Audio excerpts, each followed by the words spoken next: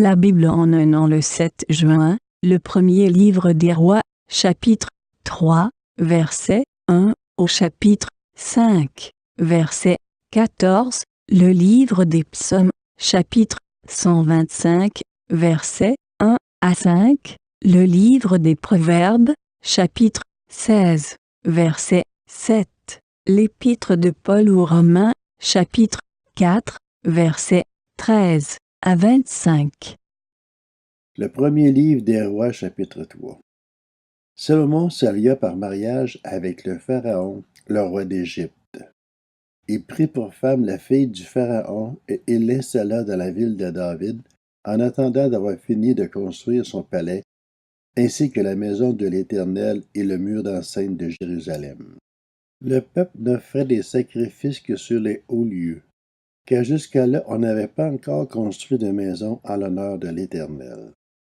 Salomon aimait l'Éternel, suivait ainsi les prescriptions de son père David. Toutefois, c'était sur les hauts lieux qu'il offrait des sacrifices et des parfums. Le roi se rendit à Gabaon pour y offrir des sacrifices, car c'était le principal des hauts lieux. Salomon offrit 1000 holocaustes sur l'autel. À Gabaon, l'Éternel lui apparut en rêve pendant la nuit, et Dieu lui dit: « Demande-moi ce que tu veux que je te donne. » Salomon répondit: « Tu as traité avec une grande bonté ton serviteur David, mon père, parce qu'il marchait en ta présence dans la fidélité et la justice, et avec un cœur droit envers toi. Tu lui as conservé cette grande bonté, et tu lui as donné un fils pour siéger sur son trône, comme on le voit aujourd'hui. Maintenant, Éternel mon Dieu, tu m'as établi roi, moi ton serviteur, à la place de mon père David. Or, je ne suis qu'un jeune homme, je n'ai pas d'expérience. Ton serviteur se trouve au milieu de ton peuple, celui que tu as choisi, et c'est un peuple immense, si nombreux qu'il ne peut être ni compté ni recensé. Accorde donc à ton serviteur un cœur apte à écouter pour juger ton peuple, pour distinguer le bien du mal. En effet, qui serait capable de juger ton peuple, ce peuple si important? Cette demande de Salomon plut au Seigneur.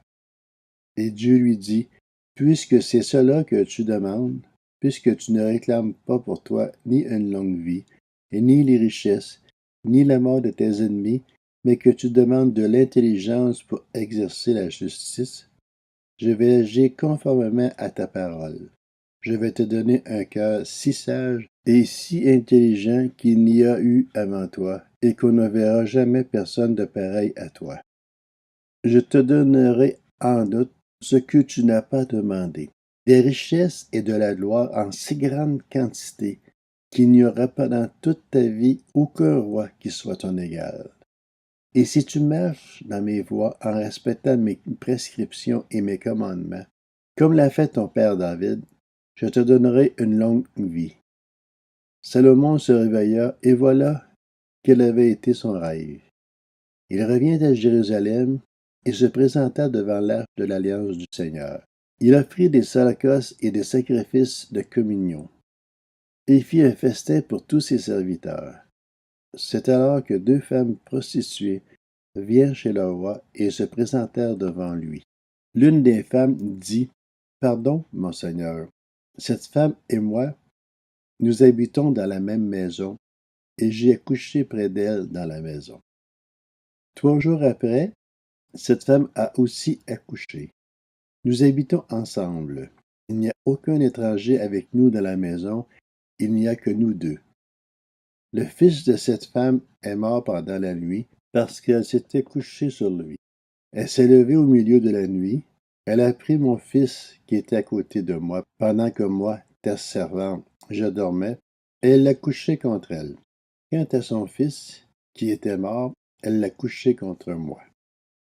Ce matin, je me suis levé pour allaiter mon fils, et voici qu'il était mort. Je l'ai regardé attentivement. Le matin est venu, et ce n'était pas mon fils, celui que j'ai mis au monde. L'autre femme dit: C'est faux. C'est mon fils qui est vivant et ton fils qui est mort. Mais la première répliqua, absolument pas. C'est ton fils qui est mort et mon fils qui est vivant. C'est ainsi qu'ils discutèrent devant le roi. Le roi constata, l'une dit, c'est mon fils qui est vivant, et ton fils qui est mort. Et l'autre dit, absolument pas, c'est ton fils qui est mort et mon fils qui est vivant. Puis il ordonna, apportez-moi une épée. On apporta une épée devant le roi. Le roi dit alors, coupez en deux l'enfant qui est en vie, et donnez-en la moitié à chacune. Alors la femme dont le fils était vivant fut remplie de compassion pour son fils, et elle dit au roi, ah, mon Seigneur, donnez-lui l'enfant qui est en vie, ne le faites pas mourir. Mais l'autre répliqua, il ne sera ni à moi ni à toi, coupez-le. Prenant la parole, le roi dit alors, donnez l'enfant qui est en vie à la première femme, ne le faites pas mourir. C'est elle qui est sa mère. Tout Israël apprit le jugement que le roi avait prononcé, et l'on éprouva de la crainte envers lui. En effet, on avait constaté qu'il bénéficiait de la sagesse de Dieu pour exercer la justice. Le premier livre des rois, chapitre 4. Salomon était roi sur tout Israël. Voici les hauts fonctionnaires qu'il avait à son service. Azaria, le petit-fils du prêtre Sadoc, Élioreph et Akija, le fils de Shisha, étaient secrétaires. Joséphat, fils d'Achilude, était archiviste. Benadja, le fils de Jéhojada, était à la tête de l'armée. Sadoc et Abiatar étaient prêtres. Azaria, le fils de Nathan, était le chef des intendants. Zabud, le fils de Nathan, était prêtre. C'était un proche du roi. Akishar était chef du palais royal et Adoniram, le fils d'Abda, était préposé aux corvées. Salomon avait 12 intendants sur tout Israël. Il pourvoyait à l'entretien du roi et de son entourage, chacun pendant un mois de l'année. Voici leurs noms. Le fils d'Ur, dans les régions montagneuses d'Éphraïm. Le fils de Déké, Amakat, Saabim, Beth-Shemesh, Élon et Bethanam. Le fils de Ézed à Arubot, qui était responsable de Soko et de toute la région d'Éphé. Le fils d'Abinadad, qui était responsable de toute la région de Dor, et qui avait Taphat, la fille de Salomon, pour femme. Banana, le fils d'Achilude, qui était responsable de Tahanak et de Megiddo, et de toute Beth-Shean, toute la région qui se situe près de Tsartan au-dessous de Jizréel, et qui va jusqu'à Beth-Shean, jusqu'à Abel-Méola et après Jokméan.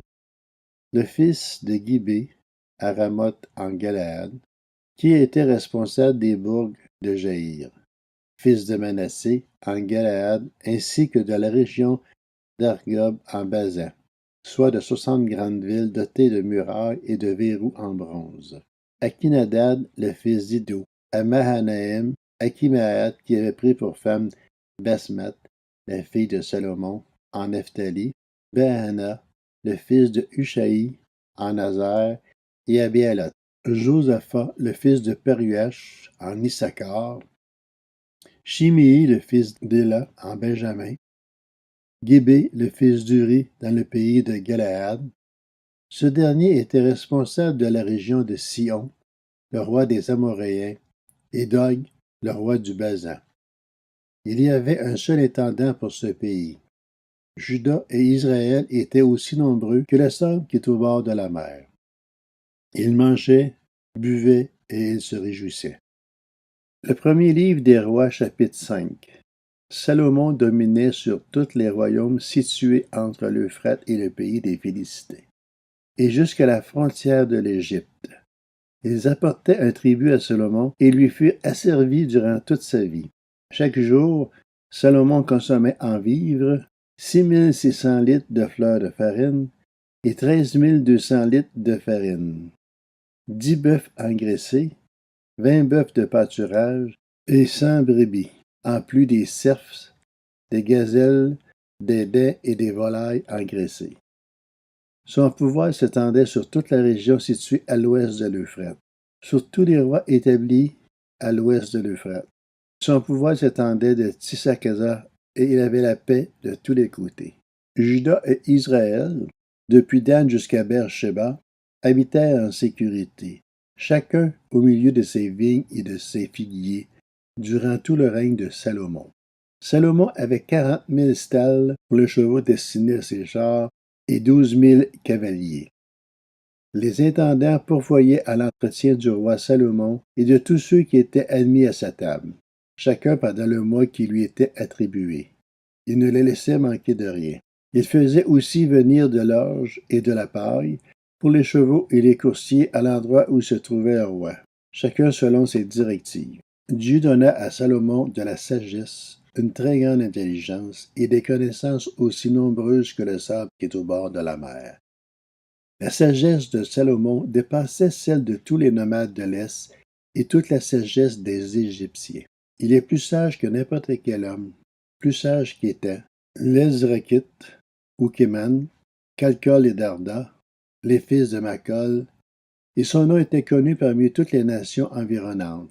Il a prononcé 3000 sentences et composé 1005 cantiques. Il a parlé des arbres, depuis les cèdres du Liban jusqu'à l'hysope qui sort de la muraille. Il a aussi parlé des animaux, des oiseaux, des reptiles et des poissons.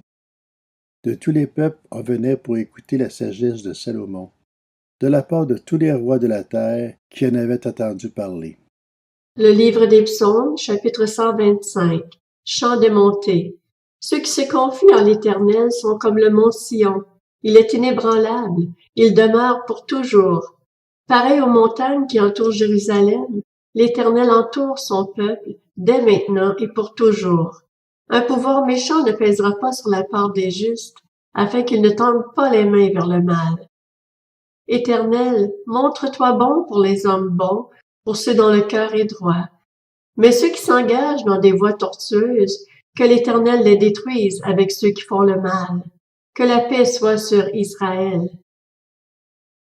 Le livre des Proverbes, chapitre 16.